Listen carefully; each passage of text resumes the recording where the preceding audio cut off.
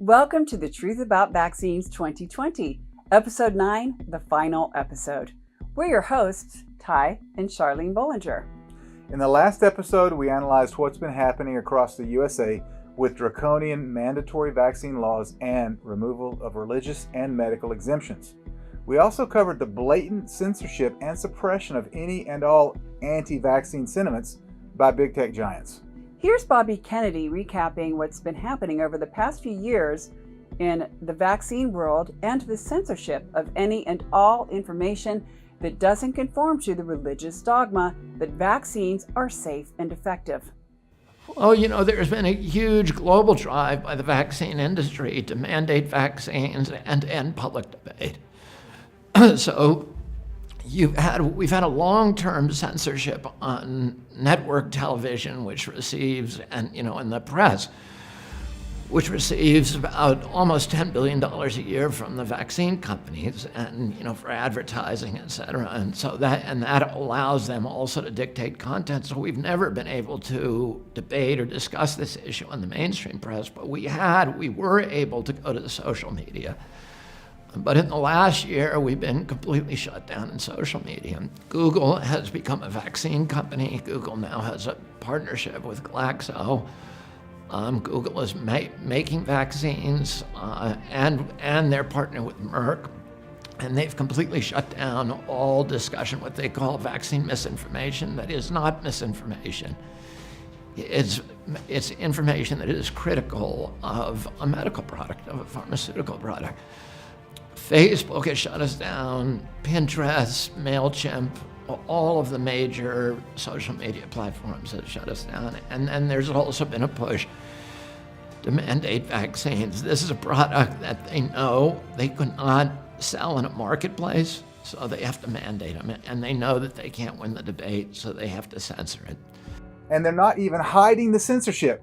Big tech is openly admitting that they are going to censor anyone who questions the safety of vaccines or even hints that we should have better safety monitoring systems. So, based on those criteria, it looks like they're going to want to start censoring the World Health Organization soon. Why, you might ask? There was a meeting which took place at the World Vaccine Safety Summit on December 3rd, 2019 in Geneva, Switzerland. Have you ever wondered what the World Health Organization's scientists and pediatricians say when they discuss vaccines behind closed doors? Hold on to your seats, as you're going to get to see for yourself that what they tell us is vastly different than what they discuss in secret meetings. Interestingly, in attendance at this meeting was the World Health Organization's #1 chief scientist, who is the face of the WHO, Dr. Soumya Swaminathan. Does that name sound familiar? If you watched episode 8, you saw her telling you this about vaccines. Vaccines are very safe. That's why we have vaccine safety systems, robust vaccine safety systems. WHO works closely with countries to make sure that vaccines can do what they do best, prevent disease without risks. Now, here's what she said less than a week after the World Health Organization ran that vaccines are very safe propaganda commercial. Thanks to Del Bigtree and Highwire for this shocking footage. I think we cannot overemphasize the fact that we really don't have very good safety monitoring systems in many countries, and this adds to the miscommunication and the misapprehensions because we're not able to give clear-cut answers when people ask questions about the deaths that have occurred due to a particular vaccine, and this always gets blown up in the media. One should be able to give a very factual account of what exactly has happened and what the cause of deaths are. But in most cases, there's some obfuscation at that level, and therefore there's less and less trust then in the system. Whoa! I thought vaccines were safe. I thought they had robust safety monitoring systems. I thought vaccines prevented disease without risks. That's what Dr. Swaminathan told us in the commercial. But then she said the exact opposite in closed-door meetings. Here's Dr. Heidi Larson, the founding director of the Vaccine Confidence Project and former head of global immunization communication at UNICEF, describing safety science in the current vaccine program. There's a lot of safety science that's needed, and without the good science, we can't have good communication. So although I'm talking about all these other contextual issues and communication issues, it absolutely needs the science as the backbone. You can't repurpose the same old science to make it sound better if you don't have the science that's relevant to the new problem. So we need much more investment in safety science. Wait a minute. Dr. Larson, do you mean that science is lacking? We thought the science was settled. We thought that anyone who suggested that we needed more safety science was a conspiracy theorist, a nut job, an anti-vaxxer. If Dr. Larson has a Facebook page, she better watch out because she just violated their no anti-vaxxer policy by stating that we need more safety science. Next up is Dr. Marianne Gruber, the director of the Office of Vaccines Research and Review at the FDA. One of the additional issues that complicates safety evaluation is if you look at and you struggle with the length of follow-up that should be adequate in a, let's say, pre-licensure or even post-marketing study, if that's even possible. And again, as you mentioned, pre-licensure clinical trials may not be powered enough. It's also the subject population that you administer the adjuvant to, because we've seen data presented to us where an adjuvant, a particular adjuvant added to a vaccine antigen did really nothing when administered to a certain population, and it's usually the elderly, compared to administering the same formulation to younger age strata. So these are things which need to be considered as well and further complicate safety and effectiveness evaluation of adjuvants combined with vaccine antigens. Did you get what Dr. Gruber just said? One of those pesky little things that complicate safety evaluations is the fact that the clinical trials, quote, may not be powered enough. And that fact really needs to be considered when evaluating safety. Let me translate. We don't have enough clinical trials to determine if vaccines are really safe or not, especially with the combination of antigens and adjuvants. Here's Dr. Martin Howell-Frieda, coordinator of the World Health Organization Initiative for Vaccine Research, describing the association of adjuvants with vaccine injury and the need to build confidence in the vaccine program. You won't hear this on 60 Minutes. Every time that there is an association, be it temporal or not temporal, the first accusation is it is the adjuvant. And yet without adjuvants, we are not going to have the next generation of vaccines. And many of the vaccines that we do have, ranging from tetanus through to HPV, require adjuvants in order for them to work. So the challenge that we have in front of us is, how do we build confidence in this? And the confidence, first of all, comes from the regulatory agencies, to Marianne. When we add an adjuvant, it's because it is essential. We do not add adjuvants to vaccines because we want to do so. But when we add them, it adds to the complexity. And I give courses every year on how do you develop vaccines, how do you make vaccines. And the first lesson is, while you're making your vaccine, if you can avoid using an adjuvant, please do so. Lesson 2 is, if you're going to use an adjuvant, use one that has a history of safety. And lesson 3 is, if you're not going to do that, think very carefully. It almost seems like he was insinuating that adjuvants were increasing the frequency of adverse reactions from vaccines. It seems to me that adjuvants multiply the immunogenicity of the antigens that they are added to, and that is their intention. It seems to me they multiply the reactogenicity in many instances. And therefore it seems to me that it is not unexpected if they multiply the incidence of adverse reactions that are associated with the antigen, but may not have been detected through lack of statistical power in the original study. Did he just say that adjuvants multiply the incidence of adverse reactions?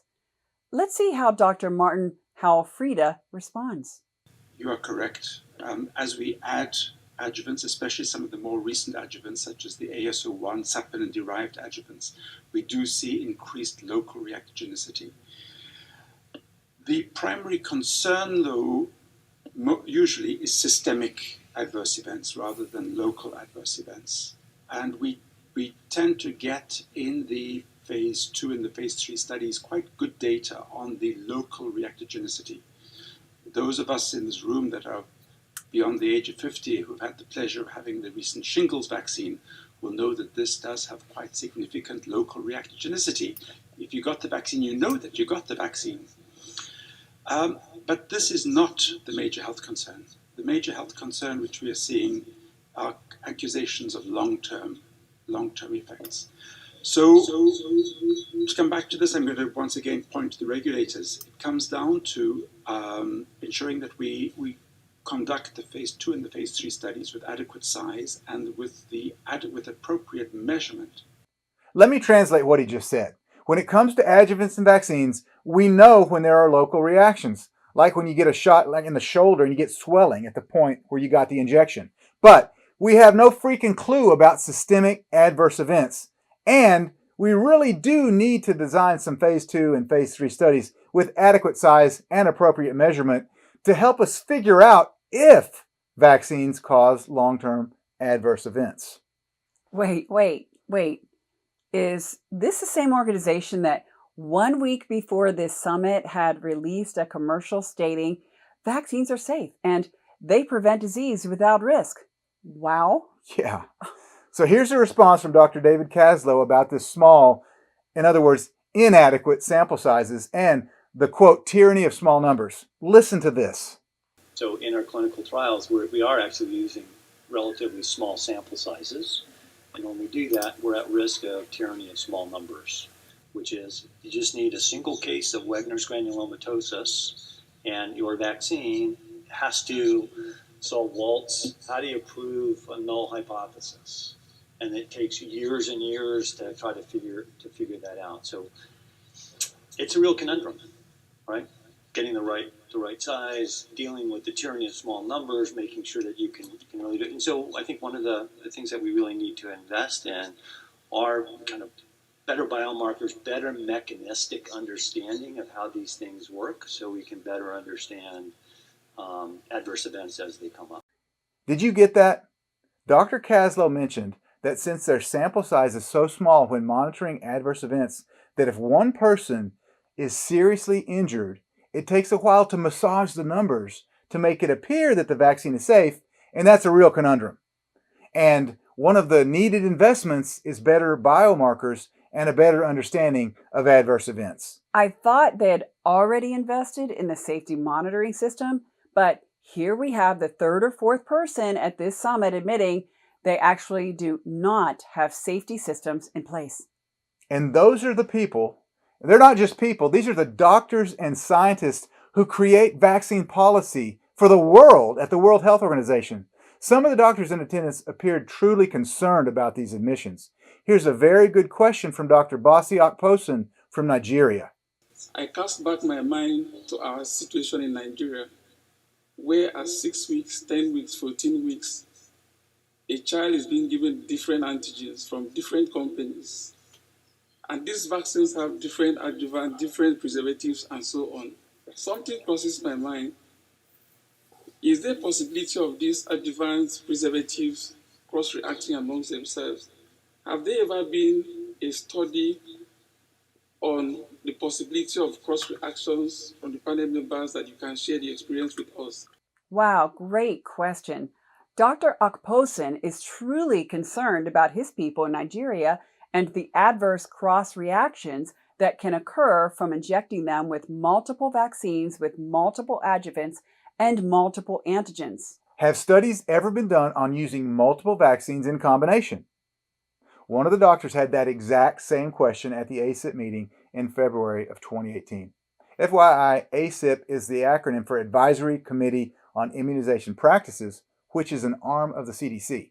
Is there any comment on using this vaccine at the same time with other adjuvanted vaccines? We have no data to make a recommendation one way or the other. So just to sort of put this in context of other vaccines, while preclinical studies were not done using these vaccines simultaneously, our general approach to immunizations is that they can be given at the same time in different limbs. When asked if there had ever been safety studies using multiple vaccines in combination, Dr. Sarah Shealy, member of the CDC's ACIP committee, said, "We have no data." In other words, no. Hearing her say that totally blew me away.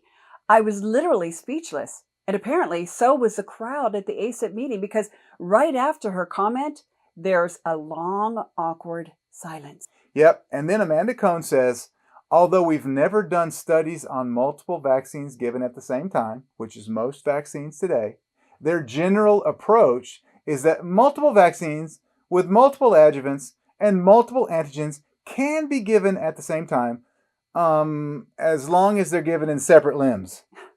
Seriously? That's about as stupid as saying that taking crystal meth and cocaine and heroin is safe as long as you inject the heroin, you smoke the crystal meth, and you snort the cocaine. Do other countries subscribe to this CDC nonsense? Are multiple adjuvanted vaccines used in Europe or other markets?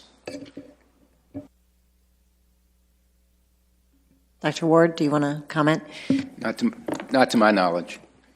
So, Europe and other countries don't use multiple adjuvanted vaccines. We have no data to determine if they are safe, but we believe they are safe as long as you inject the kid in the bottom, the shoulder, the leg. You'd think that someone would have spoken up at the CDC meeting where they are about to vote on adding yet another vaccine to the CDC's mandatory schedule. And they should have said something like, let's not vote on this until we're sure. You would think that would have happened. Okay, I think unless there's any further discussion, we will take a vote on this recommendation. I want to remind everyone to please check your voting machine thing, and voting is open. Thank you very much. So the voting is completed, and it is unanimous to support this recommendation. Thank you all. Are you serious? Despite the admitted lack of safety studies, 100% of the CDC's ACIP committee voted to add this Hep B vaccine, or the Dynavax, to the vaccine list.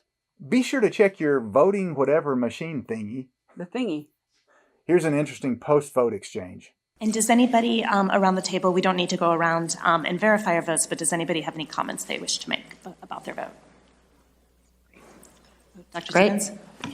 So just a slight reservation. I think this is a huge advance and a step forward. I am concerned about that signal, that myocardial infarction signal. I am concerned about the use of this new adjuvant, and certainly urge us to continue to look at the post-marketing data carefully.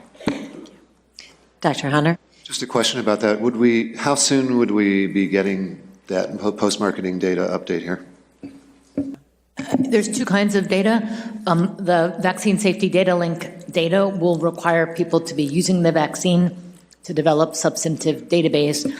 And Dr. Sun, do you want to comment on the post-marketing data that FDA is requiring? I think for the myocardial infarction study, we're seeing that the date likely for completion is May 31, 2020. What did he mean by the myocardial infarction issue? That's doctor speak for heart attack, by the way. There had been 14 heart attacks in the first trial group. This vaccine had already been turned down twice by the FDA. As a matter of fact, Dr. Milton Packer, he's a medical doctor, he was one of the FDA's advisory committee. He wrote an article indicating that he could not tell if the vaccine was actually safe or not. Despite the 14 heart attacks in the test group, the ACIP committee voted unanimously to approve this vaccine. Is this how settled science is conducted? It is crystal clear that they have knowingly turned innocent American citizens, and probably Canadians too, into a heart attack test group. The good news is that by May of 2020, we should know the results of the tests.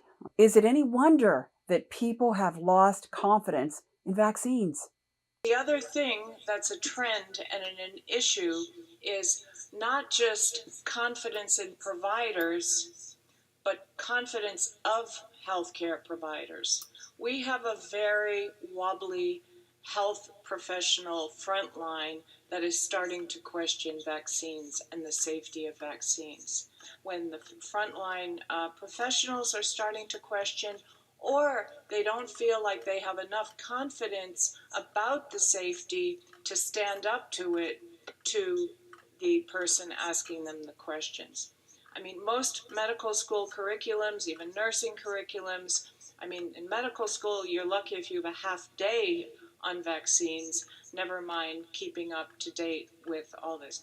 Oh no! According to Dr. Larson, we have a very wobbly healthcare professional frontline that is starting to question the safety of vaccines.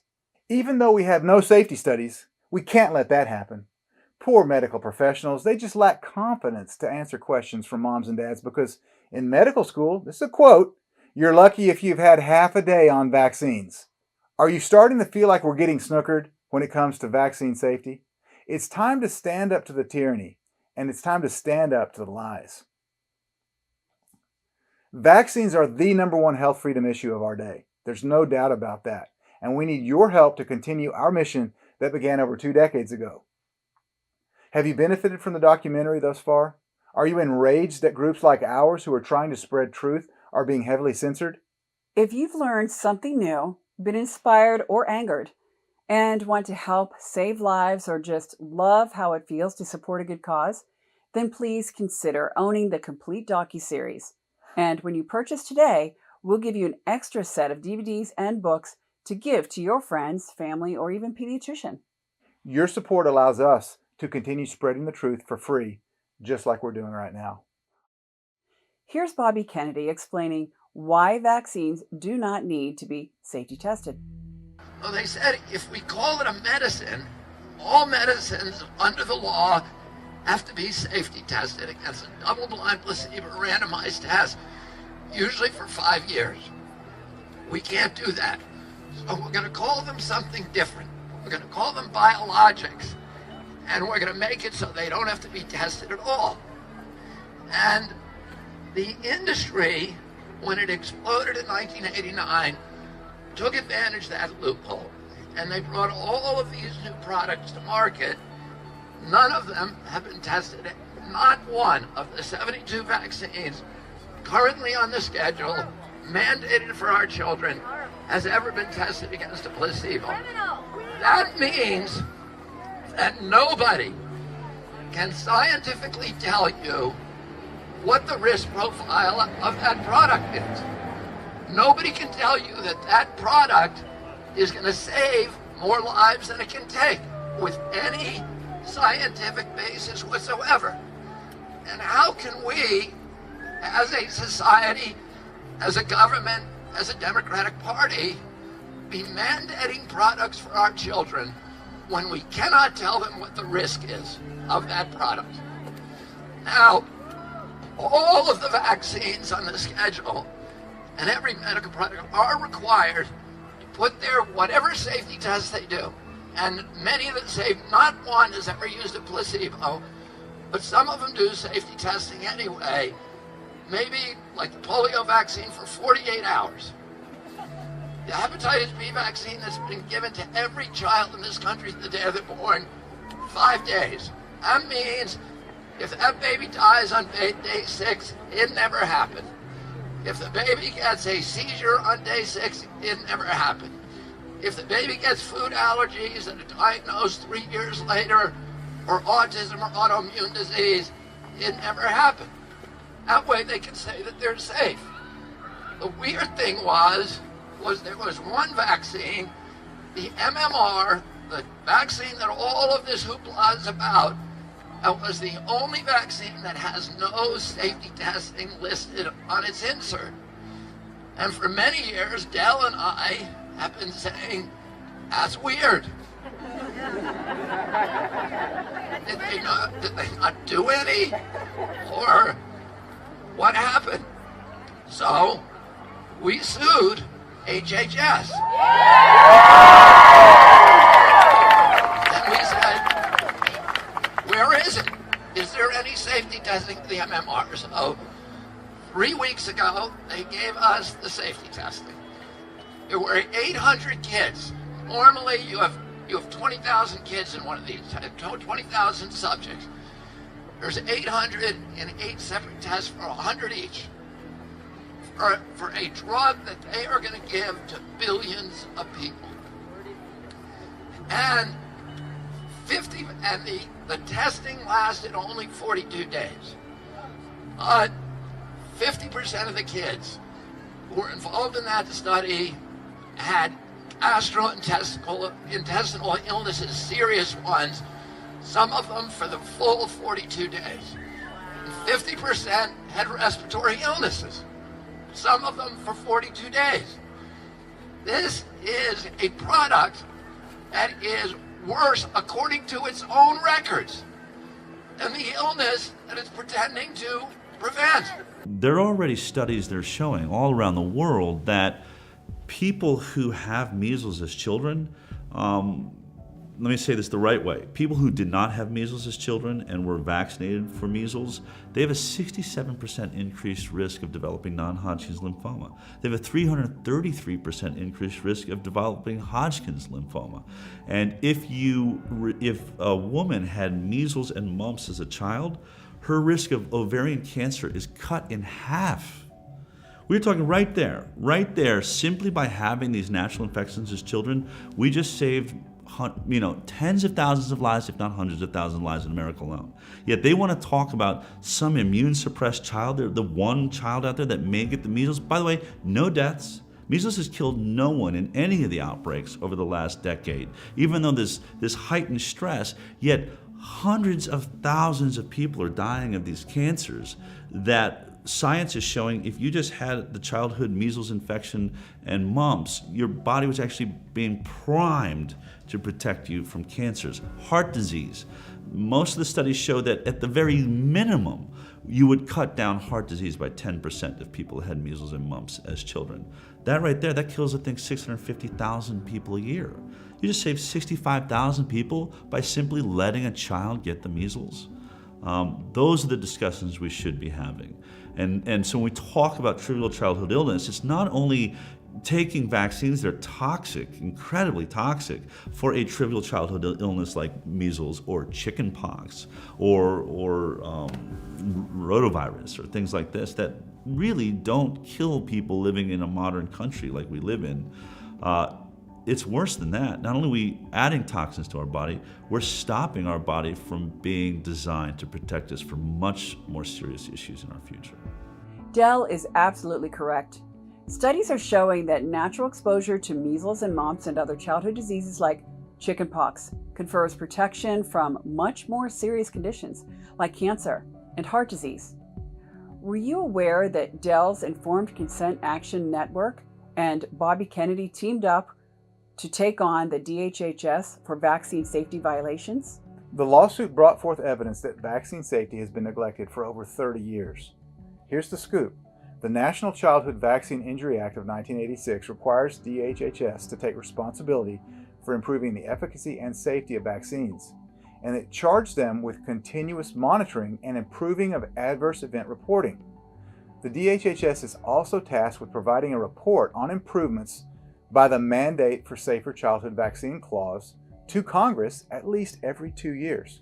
Guess what Del and Bobby found out? DHHS has not even met one time in 30 years. Just to reiterate, the 1986 Act required them to meet every 2 years to continuously work on vaccine safety improvements and report to Congress, and they've never met a single time. This is mind-boggling. They sued the government and won, but the U.S. government isn't the only one getting sued and losing. The 4 companies that make all 72 of our vaccines, Merck, Sanofi, Glaxo, and Pfizer, are 4 of the most corrupt companies in the world. Those 4 companies collectively, they're serial felons. They've paid $35 billion in the last 10 years for falsifying science, defrauding regulators, lying to doctors, selling drugs that they knew were poisonous and that were going to kill people. Why does anybody believe it? It requires a kind of cognitive dissonance to say, yeah, they're doing that with all their other products, but they're not doing it with vaccines. We've written a second book called Plague of Corruption, and Plague of Corruption essentially centers on the corruption in vaccine court and the idea in the science, in the media, in the news media. Our journals are literally fake news. So what we've done is we've covered it up at every level. And yes, it's trillions of dollars, but it's everything else. It reveals decades, 4 decades, maybe 5 or 6 of corruption, where, for instance, we know the polio vaccine has always caused polio. And that there was another woman scientist whose career and life were destroyed by her refusing to give up that information and make that public. So this has been going on for 40 or 50 years. So it's big, it's trillions of dollars, and it's our entire medical public health machine would simply break down from lack of trust, because one can't even imagine the evil of inoculating these known carcinogens and known viruses into vulnerable children. There's nothing about any of this that has anything to do with public health. It's simply the wealth of public officials. The underlying reason for people to react in the way they react from the pro-vaccine lobby is manifold. I mean, some people just ideologically believe in vaccination. Some people are part of a bureaucracy like the CDC, and the collective responsibility is to protect vaccination policy. Not necessarily protect children, but to protect vaccination policy. And they will do everything they can to justify that. Well, he told me to do that, and he's doing it as well, and my boss told me, so I'm just a functionary here, I just do what I'm told. Any number of excuses for doing what they do. From the pharmaceutical company's perspective, it's a lot of money, a huge amount of money, a massive market. And they don't want to lose that by the truth coming out. So that's really their reason. So people operate in this way for different reasons. And it's really a question that I would love to put to them as a filmmaker. Why did you do this? Why do the CDC pursue this program of intensifying the vaccination program when they've never done the proper safety studies or never demanded the proper safety studies of the industry? It's a very good question, and I don't have an answer. It seems to me utter madness. They know that they committed fraud in the setting of the MMR vaccine study. They know they did that. So beyond a certain point, when you have knowledge, then it becomes deliberate. If you continue with a policy beyond the point of knowledge that there's a problem that you could address and prevent, then it is deliberate. So they are deliberately harming children right now. Why they would want to intensify that by adding more vaccines to the schedule that are untested, I have absolutely no idea. It is utter madness. But I'm afraid that government bureaucracies, particularly when they're driven by links to very, very powerful corporate institutions like the pharmaceutical companies, tend to behave in that way. Who knows what they have on them? Who knows? I don't know. And again, this is a question that as a filmmaker I would love to pose to them. What madness possesses you to want to go on doing this without first saying, hang on, let's just pause. Let's just stop. Let's just go back and reevaluate what we're doing to see if it's safe. Why continue helter-skelter down this path? I don't know. You know what the ultimate authority is? The Institute of Medicine. That is what Congress named the Institute of Medicine to be the ultimate authority on vaccine safety. And you know what the Institute of Medicine says? It says there are 150 diseases that we think are caused by vaccines. CDC, you have to study them. They said that in 1994. CDC refused. They said it again in 1998. CDC refused. They said it again in 2011. They say it every year. The Institute of Medicine says we have no idea whether these vaccines are causing this huge chronic disease epidemic. That is the ultimate authority, not WHO, not CDC. The Institute of Medicine says they do not know whether vaccines are safe. But then again, so did the World Health Organization at the December 2nd, 2019 Vaccine Safety Summit. But despite their admissions that they do not have good safety studies and they do not know whether vaccines are actually safe, which you would think would be a good reason to continue discussing vaccine safety, the push to censor truthful vaccine debate online accelerated into high gear in 2019. We're seeing, on the other side, censorship and book burning. We're returning to a dark age. Adam Schiff, I'm going to talk about this in my talk. Adam Schiff reached out and said, I want, Instagram, Facebook, Twitter to start censoring anyone that's questioning the safety of vaccines. He wrote a letter to Amazon saying you need to remove all books and movies that question the safety of vaccines or that say that there's other ways to heal your kids with autism. And so my film Vaxxed, which is what started this whole thing for me, has been removed from Amazon. You can't find my film anywhere except at vaxthemovie.com, which is the distributor's website, whereas it used to be free with Amazon Prime. So for the first time in a really long time, certainly in America, censorship and book burning is now the approach. And what that says to me is that this agenda and this mindset, this government and the way it's working now is on its way out the door. There's never been a regime that's decided that burning literature and burning ideas was the way to win. Every time that's ever happened in the world, that marked the end of that paradigm. So I believe we're coming to the end of that paradigm. But boy, it's going to be intense. It is going to be intense, but we will win. Ironically, Schiff's letter calling for censorship contained the exact misinformation he was asking Facebook to censor. For example, Schiff states that there is no evidence to suggest that vaccines cause life-threatening or disabling diseases. Schiff was quickly blasted by Congressman Bill Posey in a letter to Facebook boss Mark Zuckerberg. Posey's letter laid out the many U.S. government admissions of vaccine harm and payouts for vaccine injuries and deaths. In the letter, which we have up on the screen right now, Congressman Posey asked Zuckerberg, quote, "If vaccines do not cause injury, why has the Vaccine Injury Trust Fund paid out $4.061 billion for vaccine injuries?" Good point, Congressman. Vaccines do injure. Vaccines do kill. This is the most important issue of our day. And we need your help to continue our mission that began over 2 decades ago.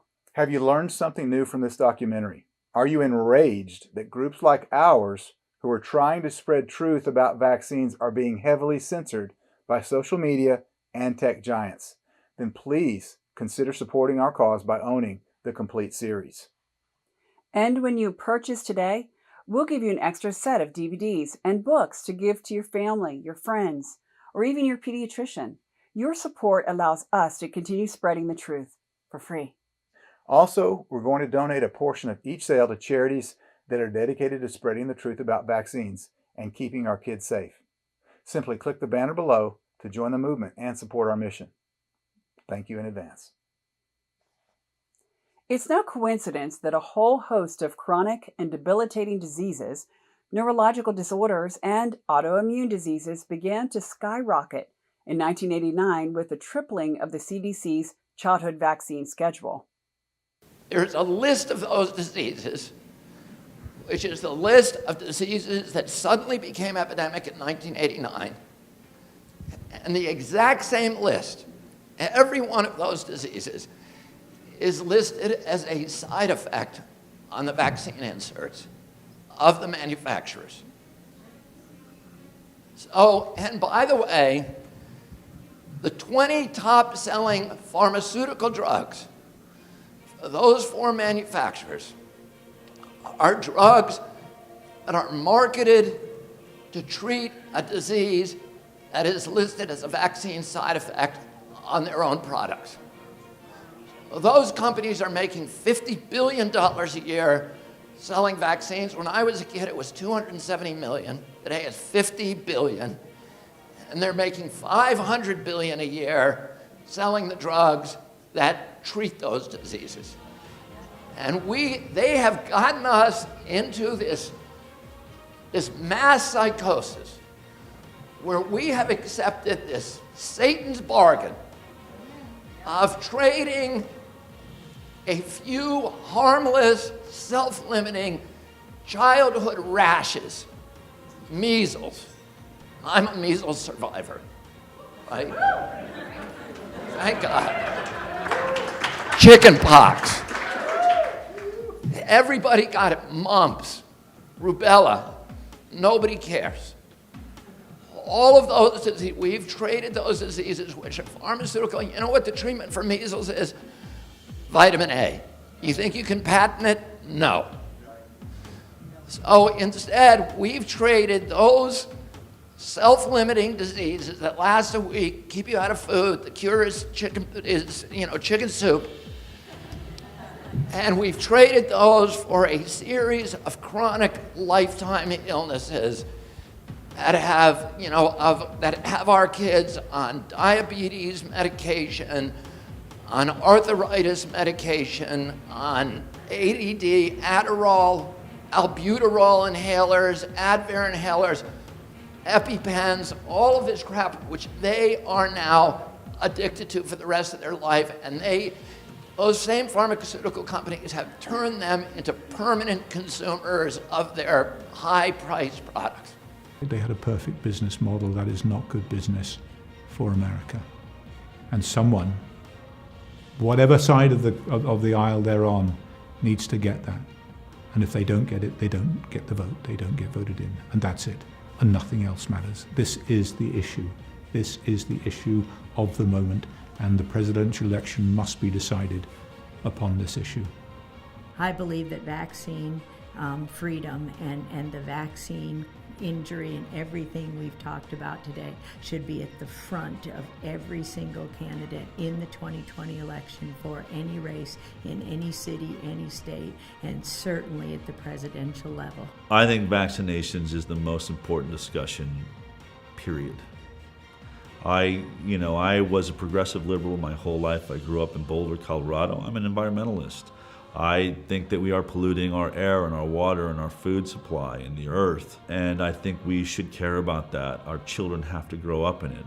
But right now, for my friends that are arguing with me that, I'm just going to vote for the Democrats because they care about the environment. Unfortunately, right now, Democrats, as a pillar of their party, are going to push forced vaccinations for all.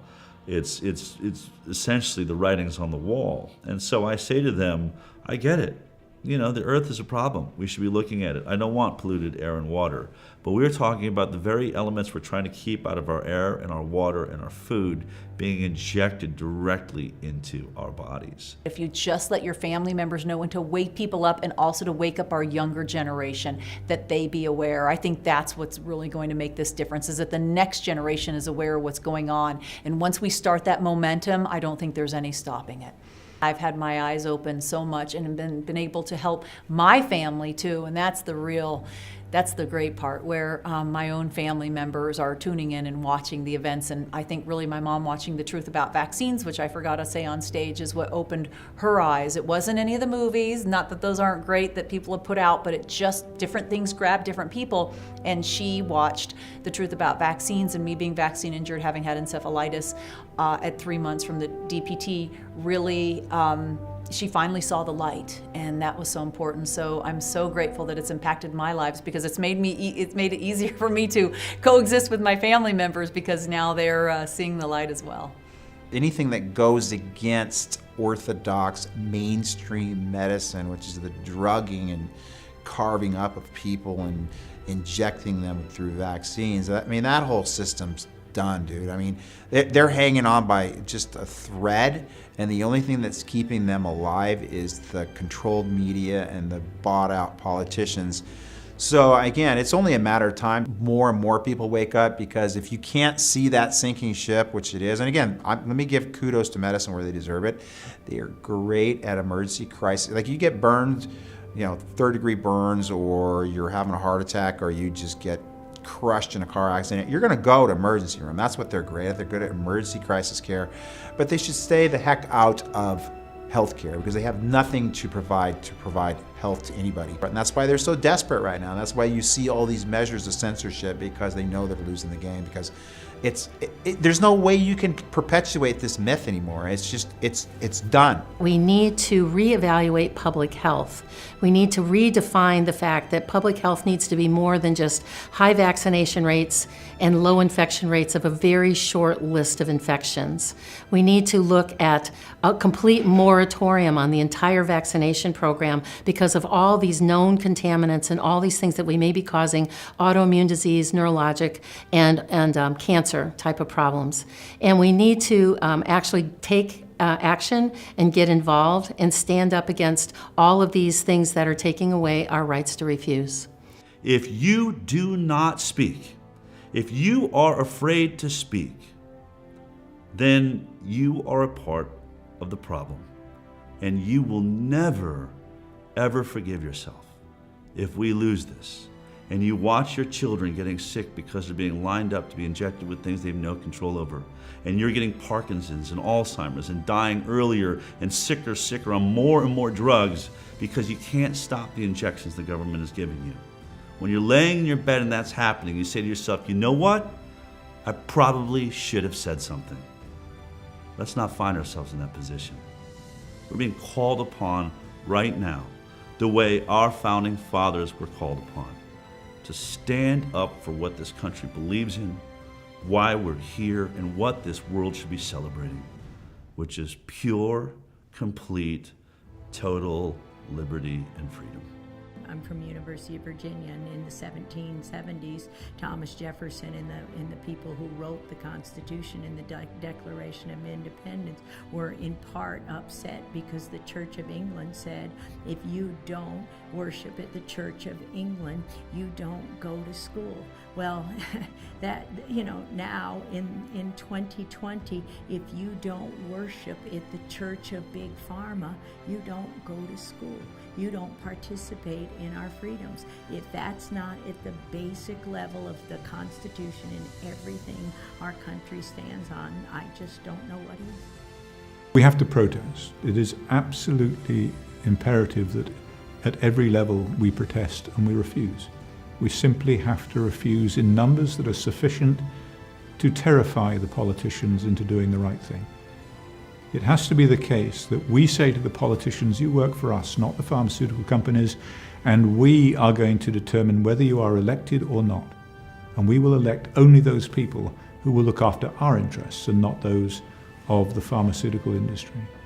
Because without that, then we are facing a very, very bleak future. And people need to wake up to that. They need to put everything else to one side. The environment isn't going to kill us in anything like the same time frame that vaccines are going to kill us. Vaccines, if we have 1 in 2 children by 2032, which is the predicted numbers based upon the CDC's own data, 1 in 2 children with autism, then you have an environment where you either have autism or you look after someone with autism. There is no economy. The environment's irrelevant. Public policy, foreign policy, everything is irrelevant. There's nothing, there's no standing army, there's no police force, there's no economy, there's nothing.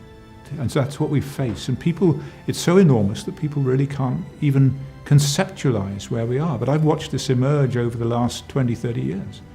And I know it to be true, that this is what we face. And autism is just a small part of it, a small part of the damage done. And they have 270 new vaccines in the pipeline. So if you're happy with 72 doses by age 18, then are you going to be happy when it's in the hundreds? I doubt it very much. What is your feeling about the climate now around this vaccine science? Terrific. It's very difficult to work with serenity. We are attacked every day from every part of the landscape.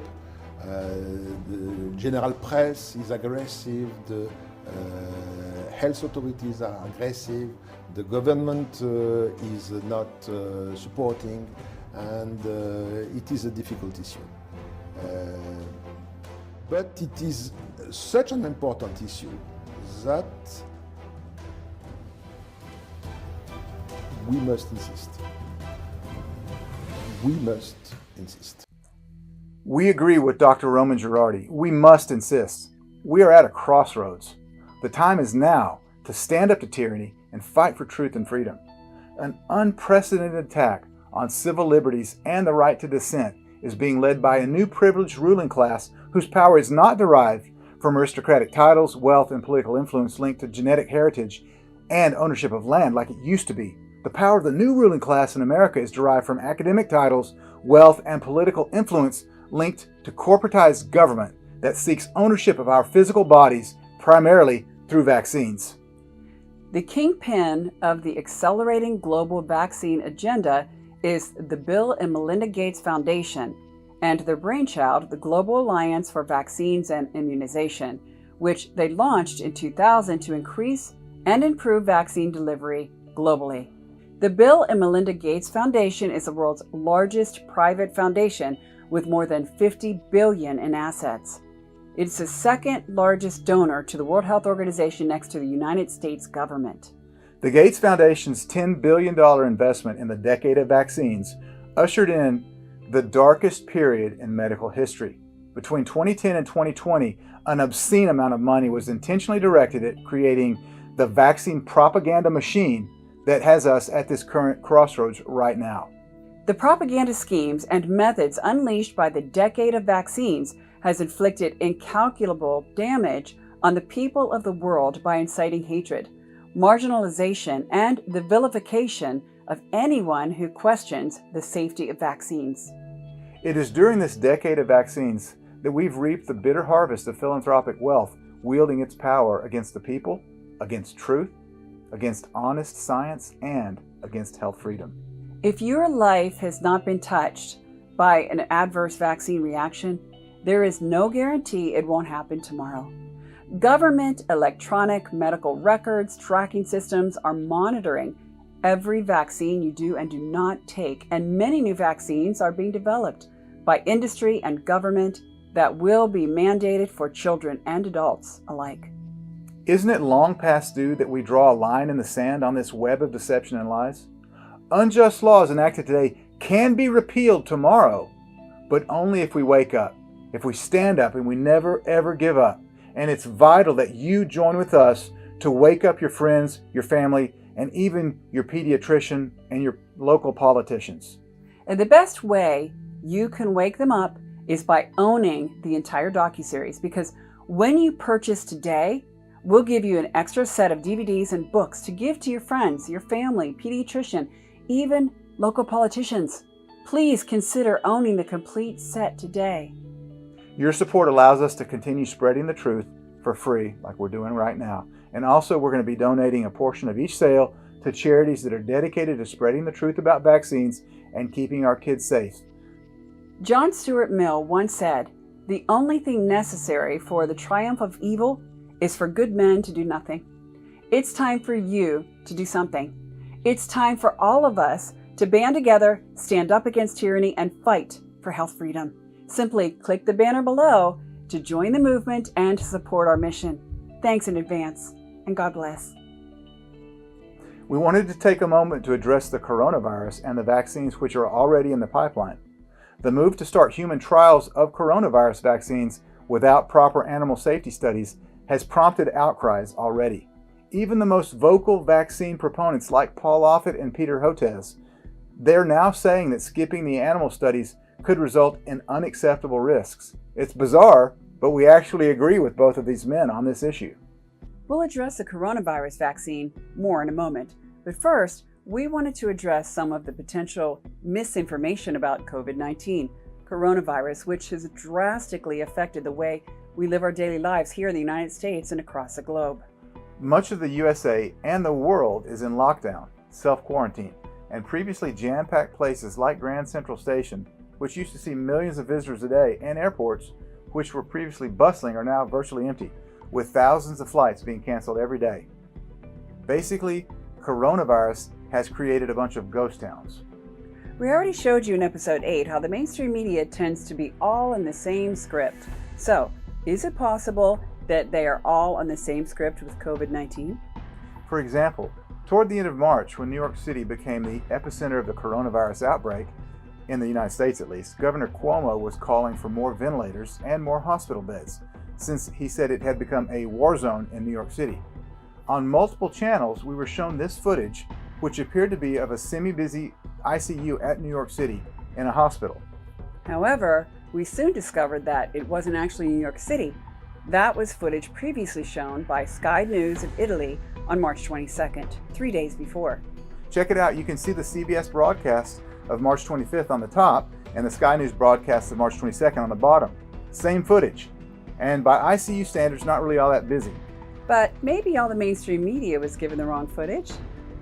Okay. It's possible. Maybe it was a mistake, right? Another bizarre video that we've seen is alleged footage from a New York City ICU ward of a hospital worker using a ventilator on a coronavirus patient. Here's about 10 seconds from that news clip from Channel 4 out of the UK. The New York governor today begged President Trump to send help now, saying he'd been forced to buy ventilators from China because it was like bidding on eBay to secure enough in his own country. Stop the video right there. Upon closer inspection, we can clearly see that this is a mannequin. We're not making this stuff up. Check out the photo. Check out the words on the sign. Again, this was aired on Channel 4 News in the UK. It's really strange, isn't it? Okay, so maybe they got the footage mixed up. Twice. Twice. Maybe, it's possible. But are we sure that everyone who dies with coronavirus actually died from the virus? The CDC has given guidance on how to report a coronavirus death. Check this out. From the CDC's official guidance, quote, "It is important to emphasize that coronavirus disease 2019 or COVID-19 should be reported on the death certificate for all decedents where the disease caused or is assumed to have caused or contributed to the death." Did you get that? The CDC is instructing hospital workers to assume that COVID-19 was the cause of death. Then listen to this. If the decedent had other chronic conditions, such as COPD or asthma, that may have also contributed, these conditions are supposed to be reported in Part 2. That's interesting, isn't it? Yeah, well, we're not suggesting there is no virus or no deaths. We're just thinking logically and exploring all possibilities here. What if the pandemic isn't really as bad as the media is telling us? What if the mainstream media scripts are being written by someone who has an agenda, and that agenda would benefit from mass hysteria?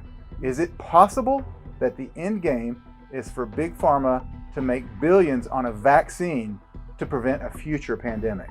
A vaccine certainly would be great news for Bill Gates, who just announced his foundation is going to spend billions of dollars to help build factories for 7 possible coronavirus vaccine makers.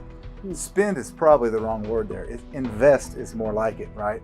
And what a better way to ensure a good return on your investment than to make sure that governments mandate the coronavirus vaccine. Oh yeah, that's what he wants. And he recently got busted on a TED Talk, and they edited out a sentence, but Gary Franchi and Zero Hedge got the original footage. Why would they remove it unless they wanted to hide it? Check out what Gates really wants.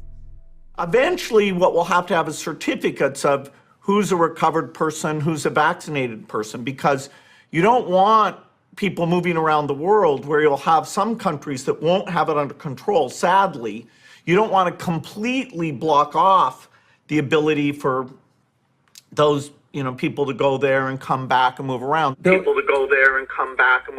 eventually there will be sort of this digital immunity proof that will help facilitate the global reopening up. A digital certificate or proof of vaccination, that's the plan. Why would Gates be pushing for this? Here's why. Microsoft and Gavi, which we just mentioned, are planning on controlling the global vaccination digital ID program announced in 2019 at the ID 2020 Alliance Summit in New York City. In the latest batch of insanity, there is a movement toward a registration system where people will be designated as immune or vaccinated, and only with appropriate and verifiable identification will citizens be permitted to engage in society. In other words, in order to be let out in public, the human cattle are going to have to obey and get jabbed. This is not alarmism, and these are not scare tactics. These are observable changes that are in motion right now, and a conclusion that is rational. It's supported, and it has historical precedent. Dr. Anthony Fauci, the head of the National Institute of Allergy and Infectious Diseases, the NIAID, you see him on TV all the time, he's already set the stage for a mandatory coronavirus vaccine. By the way, Dr. Fauci is on the Leadership Council of the Bill and Melinda Gates Foundation and previously worked with Gates on his Global Vaccine Action Plan. Have you figured out yet why he has been so against using anti-malaria drug, hydrochloroquine? Because he and his buddy Gates want to give everyone a vaccine instead. The good news is that as of today, mid-April 2020, Surgeon General Jerome Adams explained that the Coronavirus Task Force has effectively dumped the Gates CDC WHO predictive contagion model. And they're now working with what he calls the real data. And he believes that based on this data, that businesses will begin to reopen as early as May and others in June. And by the time you watch this video, you're going to know a lot more than we do today. This runs contrary to the fear-mongering that's going on right now with Fauci and Gates, who have threatened that businesses may not reopen for a year, or at least until their conveniently patented vaccination is available for everyone. In episode 6, we heard from Dr. Judy Mikovits, who discovered that a mouse retrovirus, XMRV, had contaminated the MMR and the polio encephalitis vaccines given to American children and soldiers and was causing a national health crisis.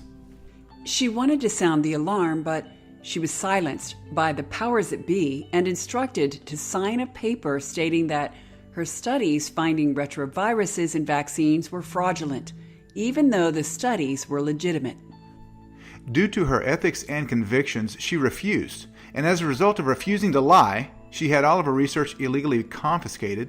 She went to jail and lost her position as a government researcher and scientist, and has been blackballed from receiving any more National Institutes of Health grants, effectively ending her career as a scientist. Thanks to Robert F. Kennedy Jr. and Children's Health Defense, we just found out who it was that pressured Dr. Mikovits to lie to the American public.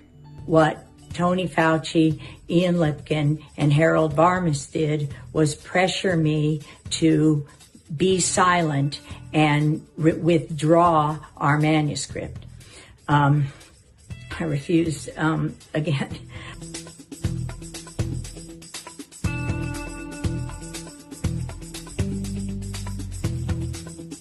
When I refused to be silent, Dr. Fauci stepped in and ordered that my computers and notebooks be confiscated and orchestrated the retraction of our science paper.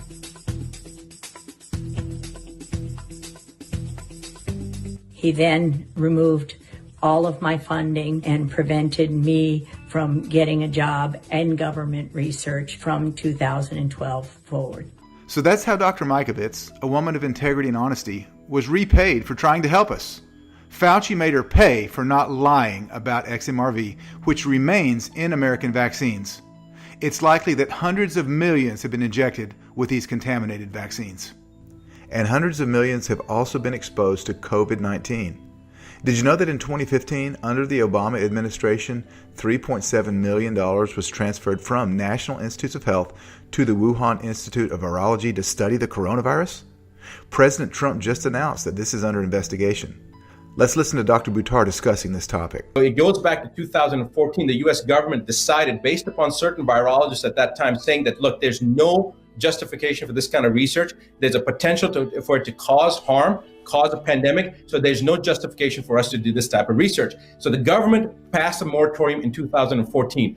Fauci approved budgets to be, monies to be sectioned for this type of research. So basically, and I'm getting really, every time I think about this, it gets me really flustered because I'm so angry he basically broke the law. He more than broke the law. He created this entire cascade that we're seeing with the world shutdown was created by this initial aspect back in 2015. He broke the law. He went against government moratoriums. He took taxpayer money and he funded research that has now led to the COVID-19. In 2017, he was documented at Georgetown University saying that there will be a pandemic that this presidency will face, that this term will face. How did he know that in 2017 that something was going to happen in 2018, 19, or 2020? You can't predict the market from 3 days from today, what's going to happen. How did he know that there was going to be a pandemic? He stated, the president of this president will face a pandemic. The exact quotes, I don't want to say the exact words. You guys have the video footage. There is no question that there will be a challenge, the coming administration, in the arena of infectious diseases, both chronic infectious diseases in the sense of already ongoing disease, and we have certainly a large burden of that. But also there will be a surprise outbreak. There will be a surprise outbreak. There will be a surprise outbreak. He's a criminal. He's broken the law. He's going against the government. I mean, to me, that seems like it's a traitorous thing to do when the government has passed a regulation and he's at one of the highest levels in the NIH. He's got a directorship at the NIH, and then he breaks the law. He breaks the moratorium and then funds research against something that could potentially cause harm throughout the entire world. And he's in collusion with the foreign government. Tony Fauci failed us. He has proven that he is not trustworthy. Are you now prepared to trust him when it comes to the coronavirus vaccine? Do you remember a few years ago when President Trump was going to appoint our good friend Bobby Kennedy as the head of the Commission on Vaccination Safety and Scientific Integrity? Eventually, Bobby said that the Trump administration never contacted him after the initial meetings.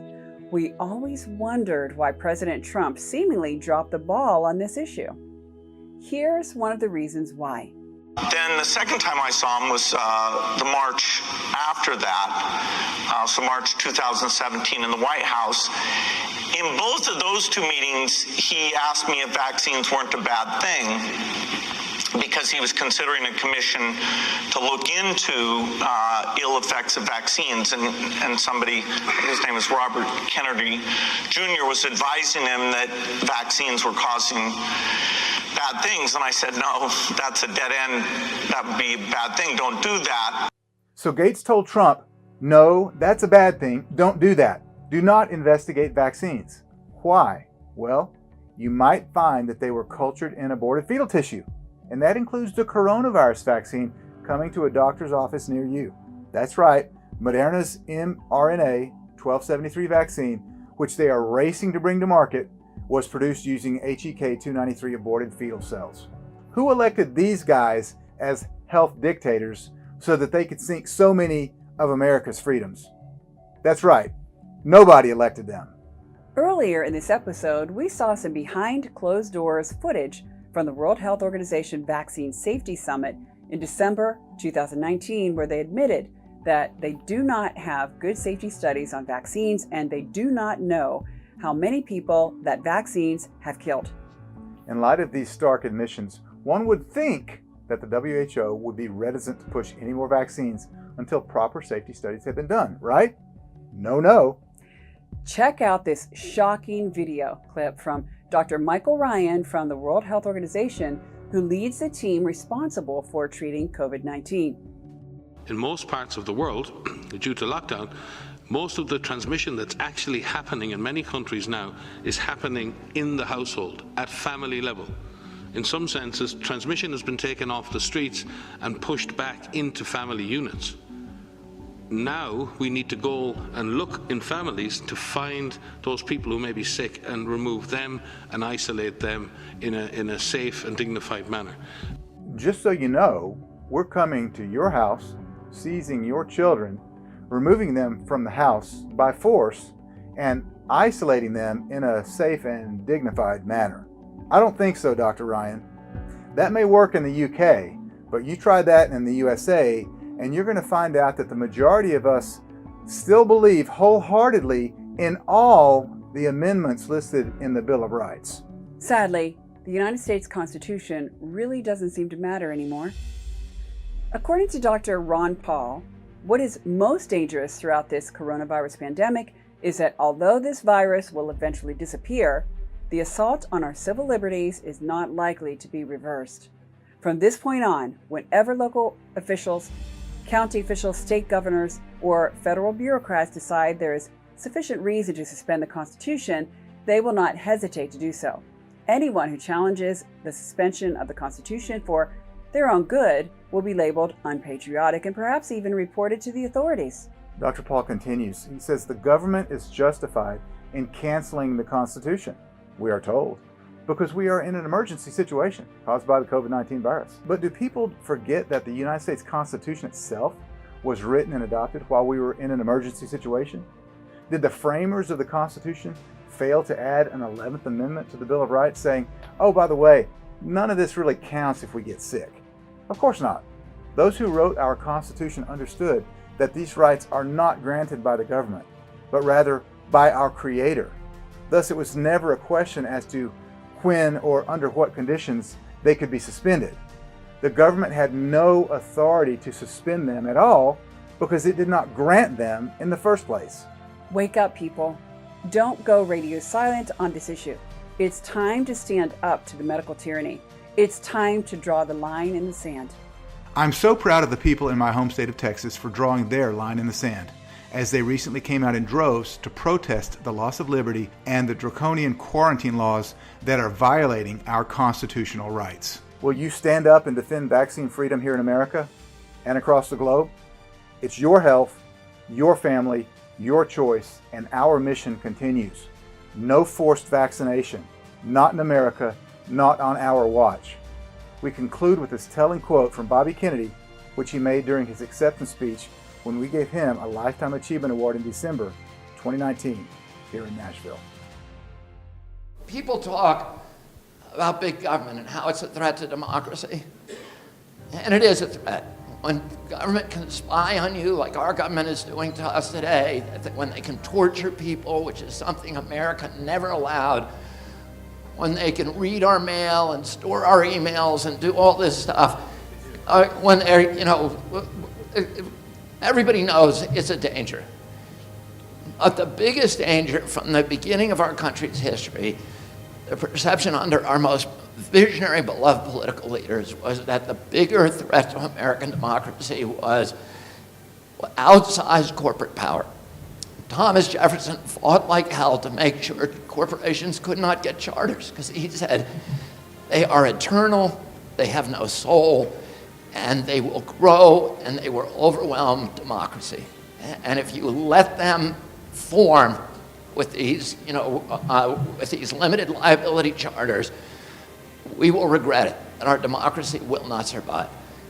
Andrew Jackson said the same thing. He made his bones fighting the banks to try to make sure that the banks could not get their charters. Teddy Roosevelt, a Republican, said that American democracy would never be destroyed by a foreign power because we're too big and we're too powerful. But he said it would be subverted by malefactors of great wealth who would undermine it from within. Dwight Eisenhower, a Republican, his most important and famous speech ever, on my birthday in 1960, as he was leaving office and my uncle was coming in, he gave a speech in which he warned America against the domination by a military, corporate, industrial complex, the unity of corporate and government power. Abraham Lincoln, founder of the Republican Party, and the greatest president probably in our history, at the height of the Civil War, said, I have the South in front of me and I have the corporations behind me. And for my nation, I fear the corporations more. And Franklin Roosevelt said during World War II that the domination of government by corporate power is, quote, the essence of fascism. And Benito Mussolini, who had an insider's view of that process, said essentially the same thing. He complained that fascism should not be called fascism, it should be called corporatism, because it was the merger of state and corporate power. And today, we are living that, what they warned us about. There is a seamless unity between CDC, EPA, HHS, or FDA, HHS, the regulatory agencies, and the vaccine companies. And they have turned Americans into commodities. And we have to understand as a nation that the domination of business by government is called communism. The domination of government by business is called fascism. And our job is to walk that narrow trail in between and keep big government at bay with our left, with our right hand, keep big business at bay with our left, and walk down that road of free market capitalism and democracy. And in order to do that, we need a public that is educated, that understands the science, that understands all and appreciates all the milestones of tyranny, and that is willing and ready to stand up and defend the values of our country and our culture and our children's health, no matter what the individual cost to ourselves is. And I know everybody in this room is already in that category. Our challenge now is to go out and find all the other people, the people, the men and women of goodwill in this country who, if they understood what we know, would be with us 100%. And we need to take back our country, our children's health, and our democracy. So thank you very much.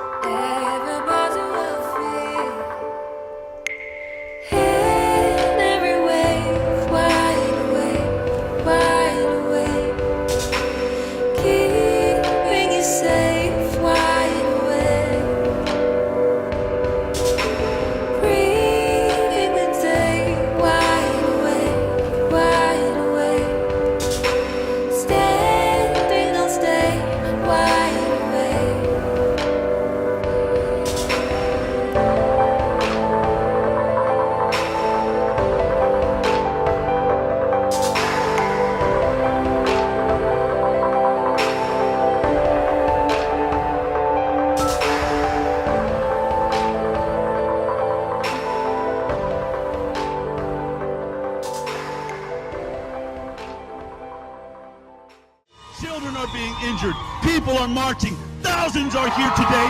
It is a crime to pass a law that will mandate this dangerous and risky pharmaceutical product to every one of your children. Whether if you're a black, white, again, Muslim, Christian, Jewish, etc., we will not stand, we will not consent, and we will not go away until we truly realize freedom.